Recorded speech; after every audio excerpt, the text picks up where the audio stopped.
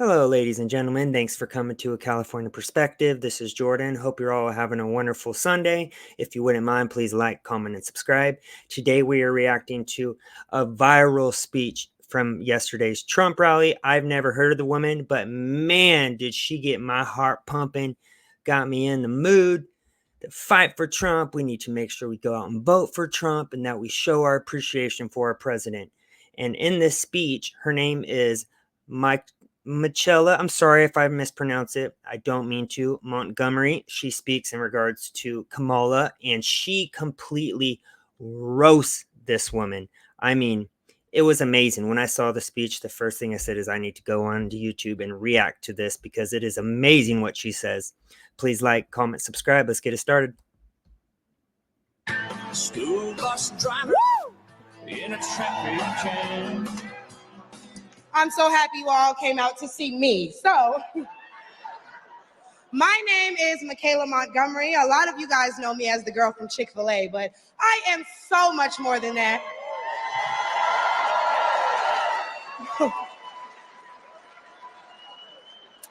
Not only do I serve as the CEO of Conserve the Culture, I am also the state director for Blexit down here in Georgia. I'm a Fulton County coordinator for America First Works, and I'm also launching a podcast on the Patriots Prayer Network. So put some respect on my name. Come on, girl. I love her energy. Now, why don't we jump right into it? See, as a young single mother, I can tell y'all that rent is too damn high. Preach. Picture this. You're sitting at home alone watching YouTube videos, Sorry, guys. wondering why you can't find the motivation to do the thing. I can tell you that as a young black voter, groceries are too damn high. And as an American citizen, period, seniors like my parents should never have to choose between medicine or food. It should never be the quality of life versus the quantity of life. Yeah, that just breaks my heart because you have a lot of these people who are retired or who worked into the systems their whole career who are told if you work this long, you can retire and live a happy life. And now things are so expensive that they can't even afford basic needs. Like, it's just so sad. And we should be taking care of our most vulnerable, which is the older generation and the younger generation. But right now, they are just being thrown to the side and eaten to the wolves. I mean, all Americans are right now. It's very sad, which is exactly why we need to reelect Donald J. Trump.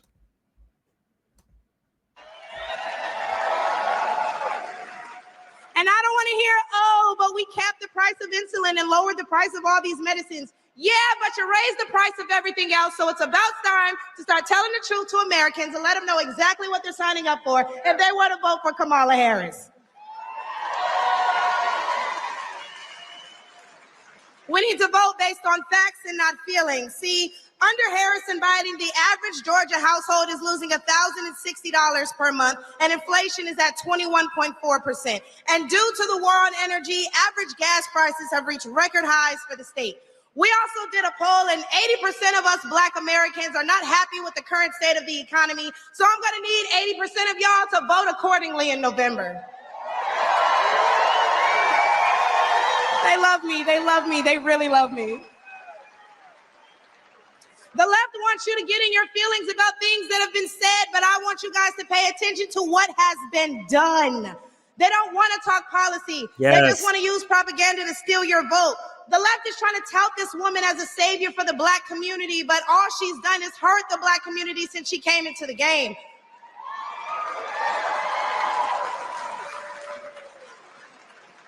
See, the first step in destroying the Black community is to dismantle the Black family. So aside from her record as a prosecutor, why don't we ask Mrs. Willie Brown if Kamala Harris cares about Black families?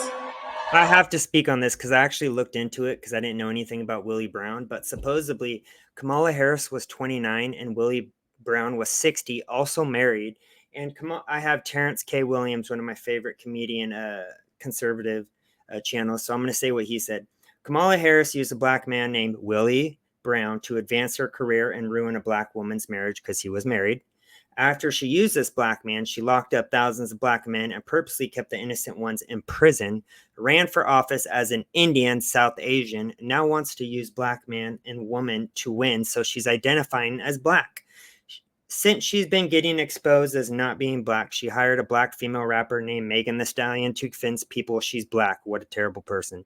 Yeah, they think that bringing these rich elite actors or producers or musicians here, that's going to convince you guys to vote for her. And yes, it may work on some people, but the majority of people see through the BS. And I just love how she brought this to light. So yeah, she's so for black people, but she locked up a lot of black people for minor drug weed charges, which Trump actually let more out on because they were just like minor weed charges. And so she locked up a lot of black men for long periods of time. And it's crazy. If you look into her past, it's terrible. She also like was known to sleep her way to the top as well. It's really disgusting.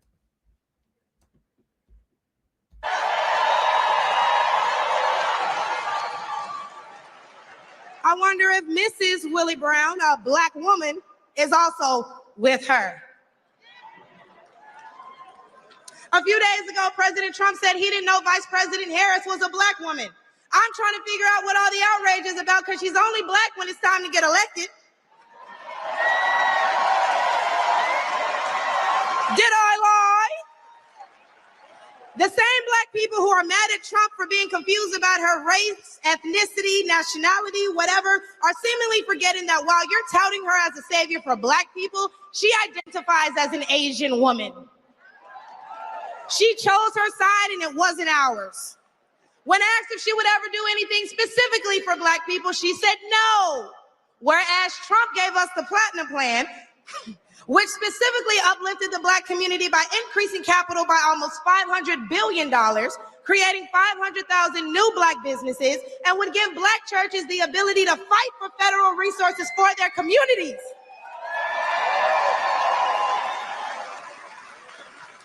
And why are we acting like strong borders aren't a thing literally everywhere else in the world? Since when has being patriotic been a crime? See, a few weeks ago at the Also, in regards to the border being racist, if anyone hasn't been caught up with the news, look what's happening in England right now. We're talking about a revolution happening because the border has been overran with illegals there, as they have around the whole world, because this is the plan of the one world order or one world government with Les Schwab. It's happening everywhere. So there's like the people are actually revolting against illegals. And so they're literally like fighting right now. And there's a civil war happening right now in England as I'm posting this video. It's insane. And we're next if we reelect Kamala. Trump mentioned black jobs. And a lot of people got in an uproar as if they didn't know what he meant. Well, we go to the polls and cast our black vote. We go to the stores and spend our black dollar. We live in our black community, but for whatever reason, we draw the line at a black job. Why are you not investing in tax liens? No, seriously. Why are you not investing into... Oh, but wait, because if you're wondering what a black job is, please, I encourage you all to drive through Atlanta at all these beautiful black-owned businesses and check and see who works there. Probably a black person working for a black entrepreneur, recycling the black dollar, creating black generational wealth. They always get mad at Trump for like using the black word, like say, hey, I created black jobs. And then they act stupid and surprised and like get offended by it. But then you have these like white people for Kamala or whites for Kamala, and no one says anything. It's always a contradiction or hypocrisy from the left. So they talk when Trump brings up race, it's not okay, even though he's talking about jobs that the migrants are taking. But when we talk about the other side, when they're saying whites for Kamala, doesn't that come off as racist? And they're the ones saying we're racist. Yet we're just talking about jobs that are being taken over from illegals. And guess what? They're taking Mexican jobs away. They're taking white people's jobs away. Not offended. Facts don't hurt my feelings. Come on.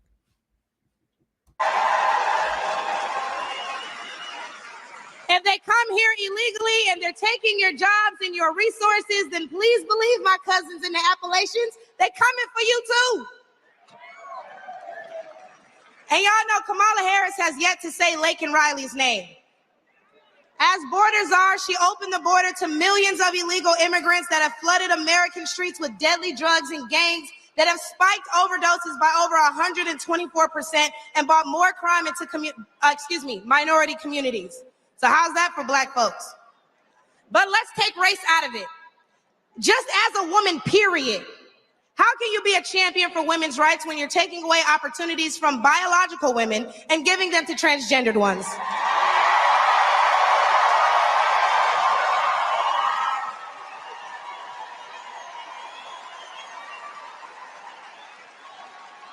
I'll wait, y'all, because I wasn't done. See, how can you promote equity for women and you're allowing men to play in women's sports?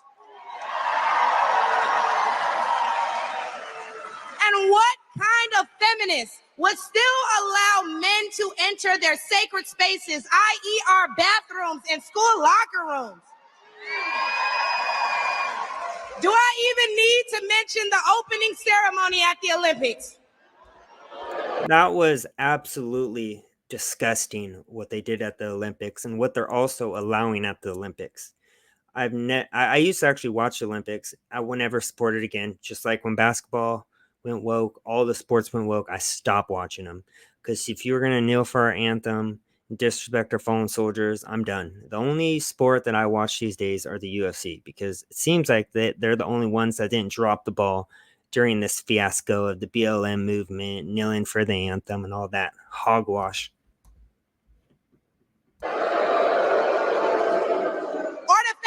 Angela Carini was forced to fight a man and told us that she's never been punched so hard in her life.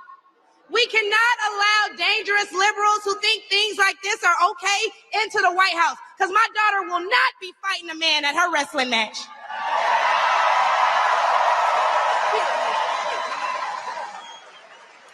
And what I think both men and women can agree on is that national security is important. So who would y'all rather see lead us into war if it were so to happen? My silk-pressed sister Kamala or the big dog Donald Trump? Yeah. Yeah, would we have the sensitive one who sucks at speaking or the alpha male who is going to say, if you F with us, we're going to bomb you like you've never been bombed before? That's what I'm talking about. And that's what he did. He put these world leaders in their place, and it doesn't even matter that, as Trump said, it doesn't, even if they believed him 10%, that 10% still made them second guess doing things that they knew Trump would react on. And they didn't know if he would react, but it's that 10% that had him thinking and worrying. We have the world's strongest military. I wouldn't say it's the fact these days, but I know we have the capabilities to be, and that, yeah, we need to lead through strength through peace, as Trump says. Right now, they're leading through weakness. So there's no leadership at all. And that's why the whole world is mocking us and laughing at us. I love this speech. And lastly, I could not get up here without mentioning my farmers, the backbone of this country. And aside from the Biden-Harris administration hurting you guys in ways we can't even comprehend by the rising cost of everything, Black farmers suffered even more due to the delays associated with the Inflation Reduction Act signed in 2022. Now, don't let the Biden-Harris administration fool you, because they waited until the 9th hour to sign off on disbursements as a last-minute attempt to garner support. But why would they hurt the agricultural industry? Probably because they're looking forward to making more money in the pharmaceutical one. Injured in a car accident? Want to see if you qualify for a huge check like this? Don't call insurance. Don't call. And speaking of pharmaceuticals, because I promise I'm going to wrap this up, when they bring up abortion and they talk about protecting your medical freedoms, don't be afraid to mention COVID. The Biden-Harris administration forced Americans to take an experimental vaccine and took away their jobs, their livelihoods, and their freedoms if they refused. Trump gave us a choice and Biden gave us a mandate.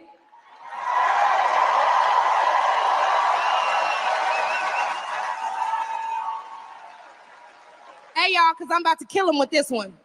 So the next time the left wants to tell you that, hey, abortion is a right and you need to protect your medical freedoms, Remember that they took those freedoms away from men and women the second they got in office, and there's nothing stopping them from doing it again.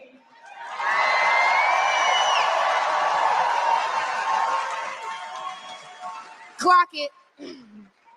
So lastly, again, I'm going to encourage you all to vote based on the facts and not feelings. Oh, he made me feel so bad when he said that. Okay, but they hurt your families when they sent all your tax dollars overseas. Yes. Oh, it hurts my feelings when he acts like that. Okay, but it hurts all of us when you see an administration failing their country that they were elected to represent. In which case, I'm going to leave y'all with, hey, mama, daddy, I made it.